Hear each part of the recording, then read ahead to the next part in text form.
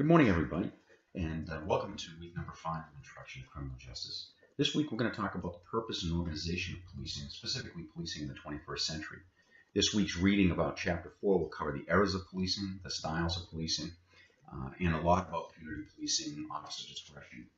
There's going to be a discussion board topic that's due. The discussion board topic is related to the Miranda decision.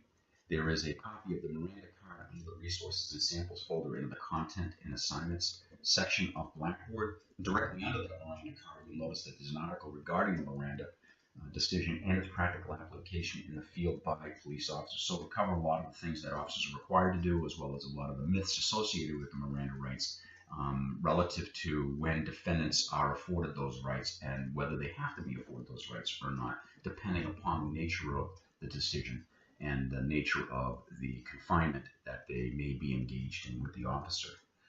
There's also a lot of discussion in the chapter about community policing and specifically the broken windows theory. Some of you may have already covered the broken windows theory at length, but we're going to talk a little bit more about it and why it has been so successful when it's properly deployed in those areas of the cities or municipalities where quality of life issues are so important to the residents in those particular sections of the city. We're going to talk about fusion centers, specifically the one here in New Hampshire, the Information and Analysis Center, and why those are so important, and why they came as a result of the 9/11 Commission report, as well as a thing called CompStat, something that Bill Bratton, who used to be the commissioner of New York City before he became the commissioner of LAPD, and before he became a commissioner of the city of New York once again, Bill Bratton has been around quite a bit and was one of the people who really spearheaded the whole CompStat program. We're going to talk about the levels of enforcement activity from the federal, state, and local level, right down to private security services that are offered to anybody and everybody who's willing to pay for them, and what their role is in the larger enforcement policing styles of the 21st century. We're going to talk a lot about discretion in police work and where officers have a lot of discretion when they can't deploy discretion. In some cases they can't deploy discretion. In many cases they can. And one of the things that comes to mind to illustrate discretion in police work is, for example, a minor motor vehicle infraction when an individual is stopped. The officers have a lot of leeway, and they can exercise a breadth of discretion under those circumstances, whether it's a physical arrest, whether it's a citation in lieu of an arrest, whether it's a written warning, whether it's a verbal warning. So we'll talk a lot about why it's important to let officers have that level of discretion in the field while they're doing their duty and while they're enforcing the laws that they're entrusted to enforce.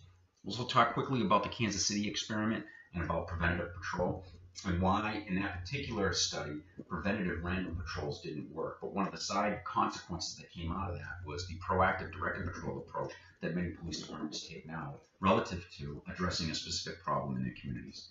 Why is it that that has become really the norm in a more evolving policing style that the 21st century style of policing has brought us toward? Meaning, what are we doing with our resources, and why is directed patrol far more cost effective than random patrols in your community?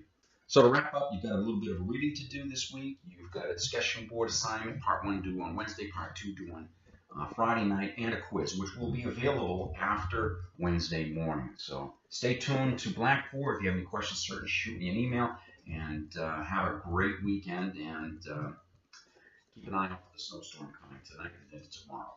Hope all is well, and I'll talk with you soon.